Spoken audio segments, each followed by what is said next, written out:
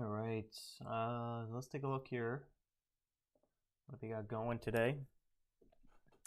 So today's the first day of Charles Schwab for the last batch of traders getting over to Charles Schwab. I did kind of reorient my setup, which I can show you guys.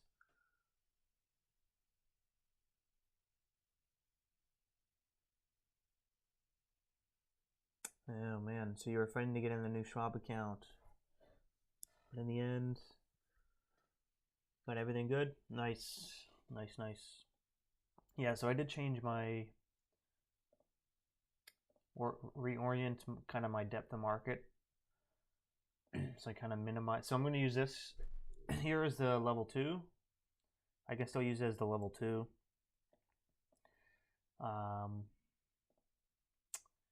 But I did change up here to Thinkorswim, and when I'm going to be using the hotkeys, not the hot buttons with my right hand. If I want to change share size, I also can hit plus and minus. So my right hand's always going to be on my mouse, and then my left hand's going to be hitting hotkeys for buying and selling. Let's see here, and then I had to minimize. These are just my executions. I have to minimize that because I need to have room to at least know that I'm in a position. So I need to expand that a little bit. Hopefully it's not forever. Hopefully this is temporary. Hopefully by June this DAS can be back and working. Yeah, I did see the video about macros. Didn't look terrible, but I don't know if I'm going to go through all that work for those specific keystrokes. So it's pretty much coding your mouse to hit a certain button. So like the mouse, you just have your mouse hovering over this button, and then from there you can code it to like move over, click, and then also hit buy at the same time. Which it's kind of the same thing as DAS. It would pretty much be like it'd pretty much make it seem like that the DAS hotkeys are working because you could sell half and whatever. But for a month, I think I can handle it. I think I can handle this just for a month because they're saying it should be ready by the beginning of June. And I was profitable using Thinkorswim too, so I don't think much is going to change. I think I'm still going to be profitable. There shouldn't be much of an effect with changing.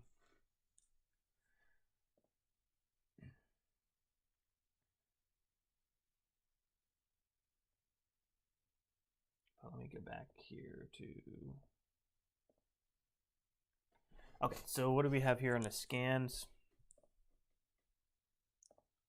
Leading gapper, ACIU, but it is a large float.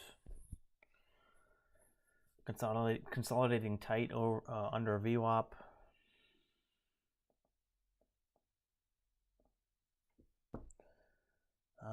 Alzheimer's vaccine licensing deal abuse AC immune. AC immune trading higher after company announced Q1 results. I don't know. This is not, the float's too big, man. Float's too big. KITT kit, another bigger float. No news. CCLD, a little bit smaller float, but the chart is terrible. Straight up, straight back down. CCG, chart also terrible. CCG, large float. Costs. I remember this one. This one is sympathy for GME. I think it's a gaming company. And then you have, of course, the legendary GME. GME.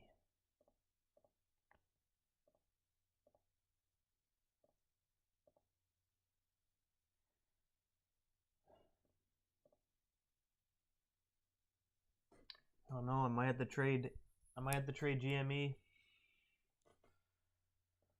Why is it up? Let's take a look. GameStop surges pre-bell at Roaring Kitty returns. Roaring Kitty. Oh, this is the guy that that started the whole GameStop craze. Returned online for the first time in 3 years. Oh my god. Oh my god. This is crazy. I don't know if you guys watched the documentary. It's a pretty good documentary on Netflix. So returns of 40% just because he logged back on. This is crazy. Posted on video game leaning forward. Wait.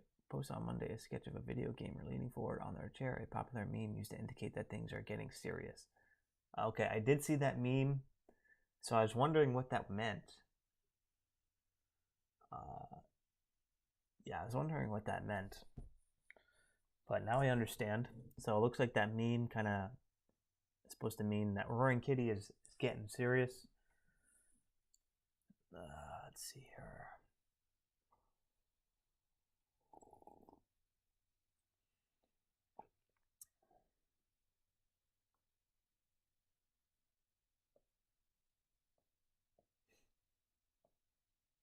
All right, so I don't know what's the short float. I don't know if this is gonna be like anything, but let's take a look. FinViz, GME, 266 million share float. Is that serious? Holy crap! That's insane. But the short float is 25%, 24%, 24 million shares short. Not nearly as big as it was the first rally. The first rip was over 100% short interest. Or 100% short float. Meant that the shares were borrowed multiple times. If you guys saw the documentary.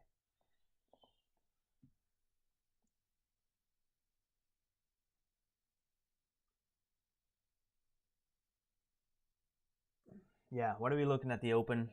That's what I'm trying to figure out. Chad, Ohad, I have no idea. Maybe GME, but it's really not in my wheelhouse. It's not my type of stock. It's a large float. I'll never forget the day that I woke up. The day that I woke up on one of these days back here. It was like 7 o'clock. You can start trading on Thinkorswim or TD Ameritrade back in the day. Here. I woke up by 7:01. I was max loss trading GME. I'll never forget. I don't know what I was doing. I was so excited. I was like, holy crap, GME is ripping. Sat down at 7 a.m. By 7:01, I was sitting max loss.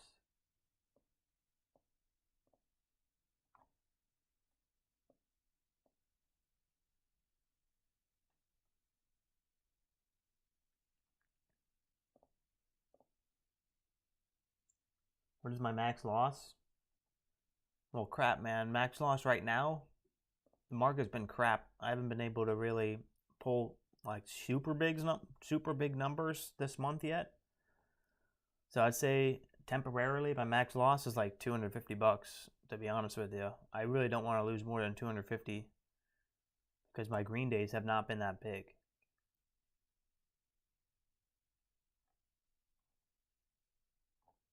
I can show you my calendar. Friday was a small green day. I didn't do a recap, but I mean, I've been consistently green, but the days have been small. But it's okay. I mean, it will add up into a decent month if I stay this consistency, but I don't have any crazy days. My biggest day only about 800. To turn the corner, it took me about, to start making profit. I can show you in a sec on my cumulative. But yeah, I mean, in May, I've been consistent, but nothing big, no big days. So like, if I have no big days, if I'm not consistently breaking like 800 or 1,000 on the day, then like I don't want to lose more than like maybe 250 bucks. I'd say that's probably about my average green day. So 250 bucks, I really don't need to lose more than that if it's a slow day. If it's a hot day, then yeah, of course. If I have a cushion on the day, so let's say I'm up 300 bucks or 400 bucks, then I can risk half for the big day, you know. And sometimes when the markets are really hot, those are the days where it's like, okay, you're up like 300 or 400. It's like, you know what? I'm gonna risk going back to flat. I will risk going back to flat in order for me to, you know, size up more and hopefully have that $2,000 or $3,000 day. We just haven't been getting those types of days though. So I've been kind of just, you know, once I get up to a decent amount, and then the momentum just starts to fade, and I just kind of don't want to overtrade it. But you know, if I can keep up this consistency, that'd be great. I mean, I have no problem with that. And today it just is going to look like another slow day so far. So GME isn't really my thing. I can show you my cumulative P&L here just to let you know how long it took me to get profitable. Well, in 2015, I did trade. I was 18 years old. I traded for about 6 months before I blew up my account. I was trading from the Tim Sykes penny stocking silver. I bought that. And I pretty much blew my account just through commissions, because at the time, TD Ameritrade charged like I think it was like $4.95 or something like that, maybe $6.95 per order. That's in and then out. So I pretty much lost my account just on commissions, and then I didn't come back to trading until 2020. I literally just said, you know what, I give up. This is not for me. So, you know, at the time, why is this,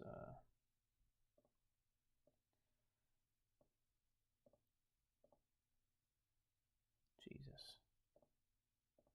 Yeah, at the time, yeah, I didn't really think trading was for me, so.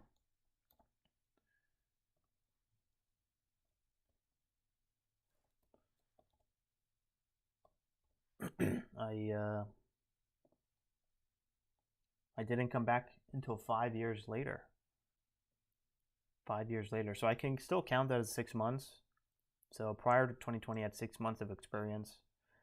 And I learned a lot just from the Tim Sykes Silver, all the basics, just like the bull flags, the patterns, all the patterns, kind of volume, momentum. But I still didn't know what float was. So I thought float meant like the stock is floating, like it's floating low.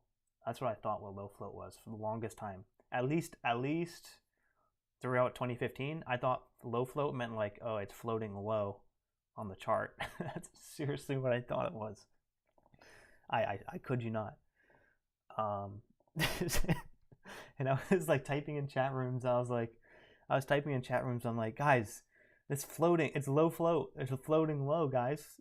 It's gonna rip. Let's see here. 1/1/2020. I'll show it to 2023, and maybe I'll be able to see the chart a little better here.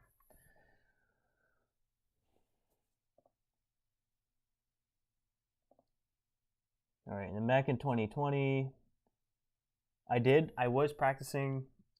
I had another account in March. I started trading in March on my Robinhood. I had a Robinhood account with 2,500 bucks in March, and I was trading that. And then throughout the summer, I doubled my account overnight.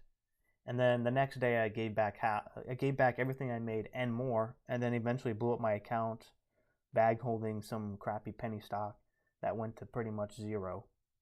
And then I was like, you know what? Like, if I'm gonna give this a shot, I have to trade and like not be a bag holder. And you know, in order for me to do that, I had to sell all my bags. So I sold my bags for like a 90% loss. The stock was XSPA. It is now delisted. I also did this back in 2015. I was bag holding SUNE, SUNE back in 2015. I was bag holding that, and that is also delisted. So I have a 0 for 2 accuracy on bag holding. So I will never ever bag hold a stock. The only thing I'm bag holding is the S&P 500 from now on.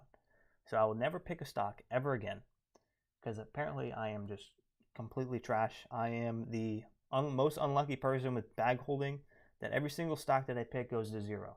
Literally goes to 0 and gets delisted. So I will never bag hold ever again. In October of 2020, I still was like, all right, I blew up now, what, 2 accounts, my Robinhood account, and then 2015, I was like, I gotta take this seriously. I started studying real hard under Ross Cameron and like watching all of his live streams, him making just a crap ton of money. So I knew you could make money. So I opened up my Thinkorswim account, or refunded my Thinkorswim account, my TD Ameritrade account, and just focusing on just like small gains. So like 1 share, 10 shares. And I did that for like 2 years. And I slowly, over a course of like a half a year, I built up to 1,000. And at this point, I guess I could say that this is still red, because I blew up 2 accounts. So I was probably about like $3,000 in the red. So I wouldn't say I turned the corner until after I made $3,000. So I built up to 800, or almost 900, 933, and then I wiped everything out in 1 week, back to 0, and then built it up again. And then I guess you could say after $3,000 is when I turned the corner. It was starting to be consistent here. I didn't really give back much profit. And this is what, January 2022. So once I made $3,000, I guess you can say that I'm net profitable, which would be April of 2022. So about 2.5 years. 2.5 years for me to actually be in profit after, all of the blown up accounts. But as soon as I started this account, I was pretty consistent. I didn't really go deep in the red. But if before this point, I blew up 2 accounts. Like I was negative 3,000 between my accounts. So about 2.5 years.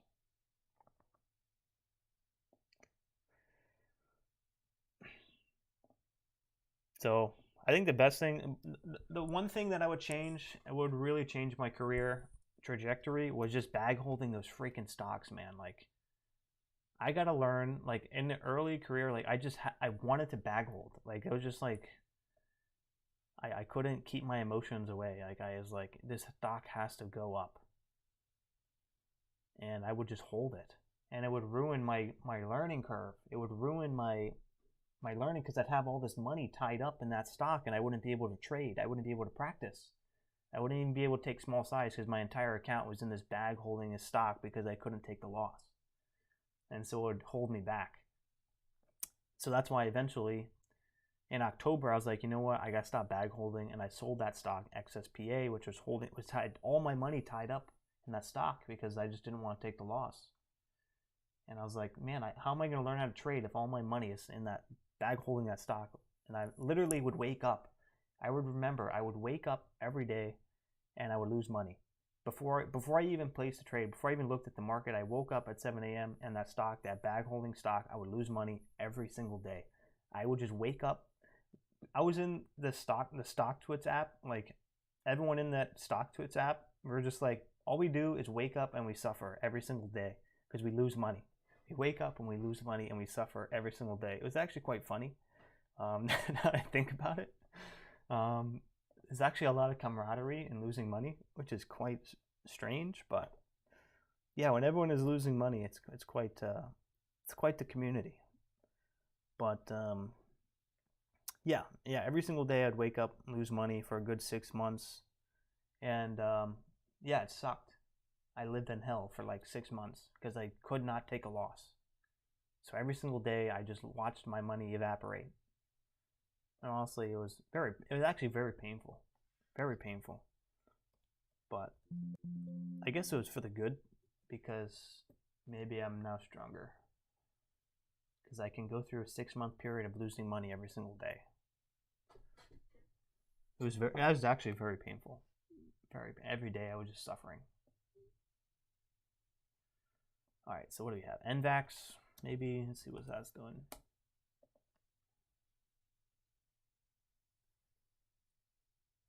Yeah, I used to bag hold double down. Yeah, that's what I did. Yeah.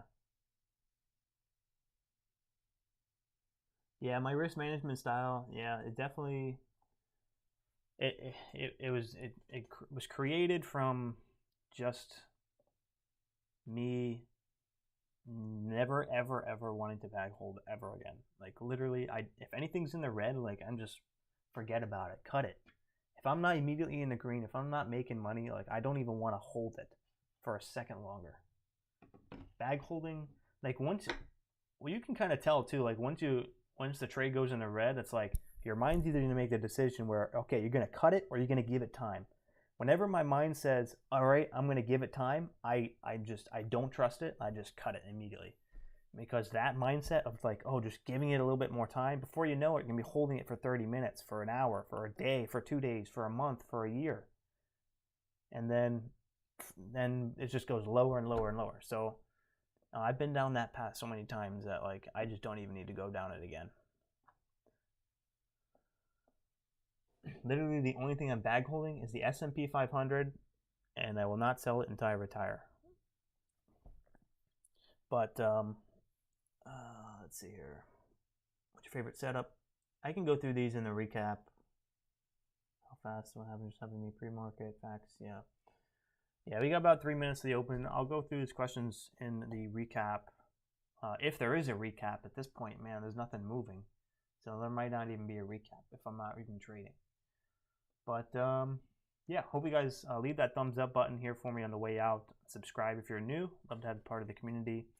So it seems kind of like a slow day. I seriously have no idea what I'm going to be looking at the open. There's literally nothing. Like GME, that's it. Literally GME. And I don't even want to trade this. It's not even my style. Maybe I'd try small size and see if I can get anything going. But honestly, I really don't want to be, severely red or even that red at all. Because writing's already on the wall.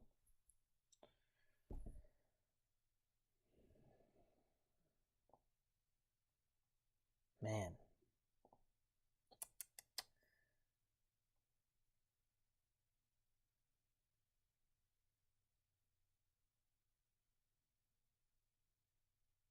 AMC, LIDR. Let's see, LIDR. That was Friday's stock. Yeah, I think maybe LIDR, if we're forming a bottom here, maybe we get a bounce maybe up to 250, 260. I'll definitely be looking at that. Maybe I'm just going to sit tight, be patient. May be a no trade day, to be honest with you. Maybe a no trade day and come back tomorrow. But, it's just sometimes you just have to, it's better to sit on your hands, and today might be that day. But we'll see if LIDR pops up. Maybe I'll trade that. Thanks, James, for that call out. But yeah, good luck today. Stay calm, cool, and collected. Doesn't seem too hot, so don't risk the entire month on this day because it really does not seem worth it. Going sideways in your P&L is fine in a cold stretch, so also be proud of that. So good luck, and I'll catch you guys later.